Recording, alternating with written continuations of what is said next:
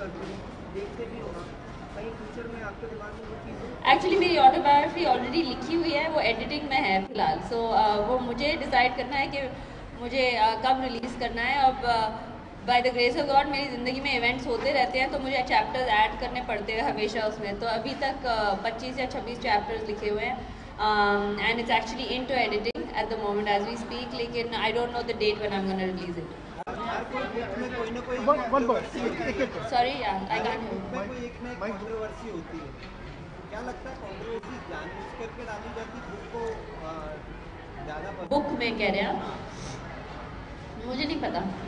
मुझे नहीं लगता कि सचिन तेंदुलकर को कंट्रोवर्सी करके अपनी बुक को वो करना ज़रूरी है। आई थिंक सचिन तेंदुलकर अपने में ही बहुत बड़ा नाम है, उनको ज़रूरत नहीं है कि वो जानबूझ के कोई। आई थिंक वो कैसी चीज़ होती है जो एज पीपल, एज सेलिब्रिटीज़ हम चाहते हैं कि दुनिया हमारी स्टोरी सुने हमसे, क्योंकि पूरी ज़िंदगी हमारे बारे में लिखा जाता है, कुछ सच कुछ झूठ, लेकिन कभी हमारे पास से डायरेक्टली नहीं आती वो बात। एंड आई थिंक इसी वजह से हम लोग सब लिखना चाहते हैं, you know, at least the puns that's why I am writing it, क्योंकि आई फील कि मेरे बारे में इतना कहा गया है, लेकिन कभी किसी ने मुझसे नहीं सुना कि एक्चुअली मुझे कैसे फील हुआ था उस टाइम पे जब कुछ या मैं जीती थी या हारी थी या कंट्रोवर्सी हुई थी। एंड जाहिर सी बात है कंट्रोवर्शियल हो जाता है, क्योंकि मेरा नज़रिया है वो, और यू नो हम खुद का भी नज़रिया होता है जो शायद 1.2 बिलियन पीपल को सबको नहीं पसंद आएगा। तो सानिया पे अगर कोई मूवी बनती है तो उसमें सानिया प्ले करेगी या कोई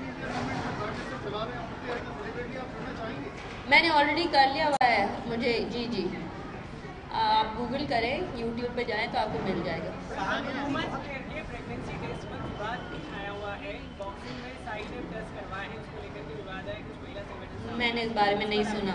प्रधानमंत्री की लीडरशिप को आप कैसा देखते हैं? पिछले 6 महीने के अंदर आपने क्लोजली देखा, वो कई तरह के सोशल इश्यूज को आगे लेकर आ रहे हैं, उसको कैसे देखते हैं आप?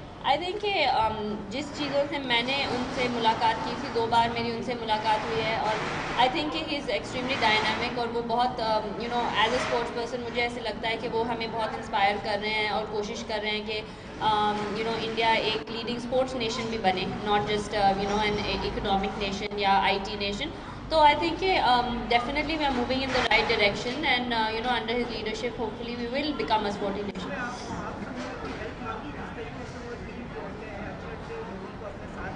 एक्चुअली उन्होंने मेरी जब उनसे पर्सनल मुलाकात हुई थी तो उन्होंने कहा था कि अगर मेरे लिए कोई सुझाव है तो आप मुझे ज़रूर बताएं। आई मीन मैंने भी उनको यही कहा कि अगर आप मुझसे कोई हेल्प चाहते हैं, कि मतलब जैसे आप कह रहे हैं कि स्पोर्ट्स पीपल के लिए या स्पोर्ट्स पर्सनस के लिए अगर मैं कोई अपना एक्सपीरियंस शेयर कर सकूं, और मेरे पास ऑब्वियसली टाइम है टूर्नामेंट्स के बीच में, तो definitely you know I am open to it. In fact परसों मेरी